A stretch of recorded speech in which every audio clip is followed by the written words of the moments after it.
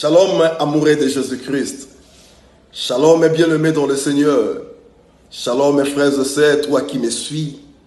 Dans cette tranche de prière, dans cette tranche d'édification, dans cette tranche de motivation appelée foi sans béquille.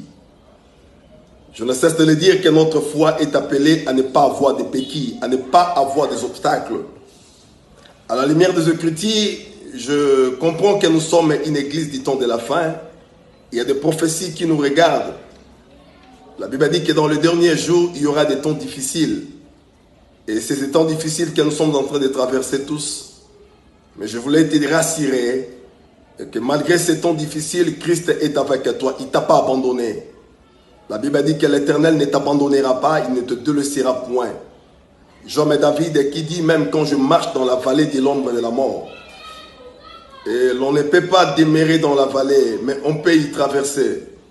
Je m'adresse à toi, peut-être qui est en train de traverser cette vallée. Je dis que le Seigneur est avec toi. Continue à lui faire confiance. Continue à regarder vers lui. Continue à lui chercher encore. Il va se manifester. Dieu est réel. Dieu est vivant. Dieu est capable. Et la Bible dit que quiconque invoquera le nom du Seigneur Jésus-Christ sera sauvé.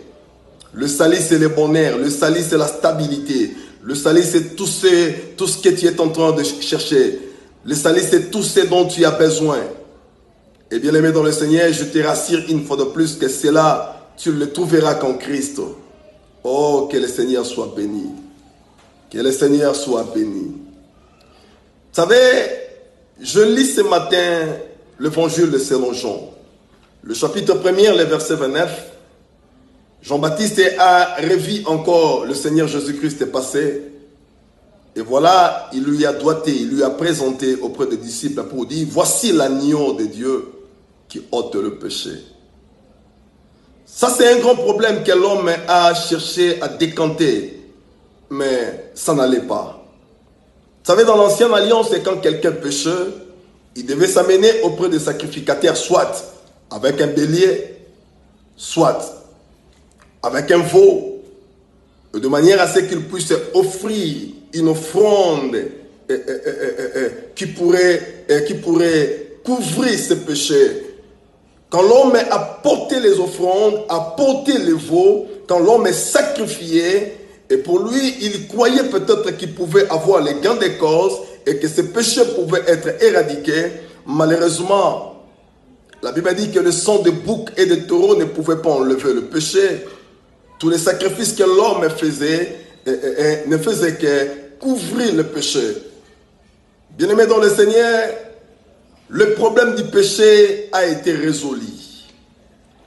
Le problème de tes infirmités, de tes erreurs, le problème de tes manquements a été résolu. Et la résolution, c'était la personne de Christ.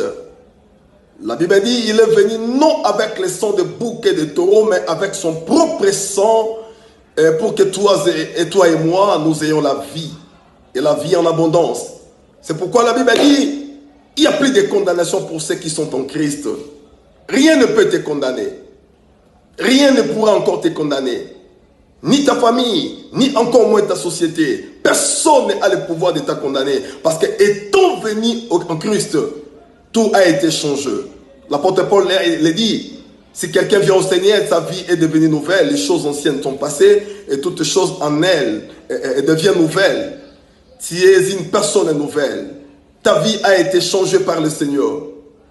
Écoutez, Jean présente à ses disciples le Seigneur Jésus-Christ comme étant l'agneau qui ôte le péché.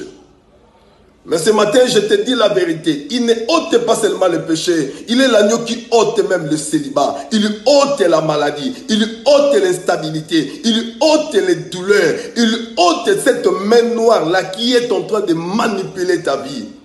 Oh, je prie ce matin que l'agneau se lève dans ta vie et qu'il puisse ôter les négativités. Je ne sais pas qu'est-ce qui est en train de primer dans ta vie. Je ne sais pas quelle est cette main noire qui est en train aujourd'hui de peser sur toi. Mais je te présente un homme, l'agneau capable de ôter. L'agneau capable de ôter.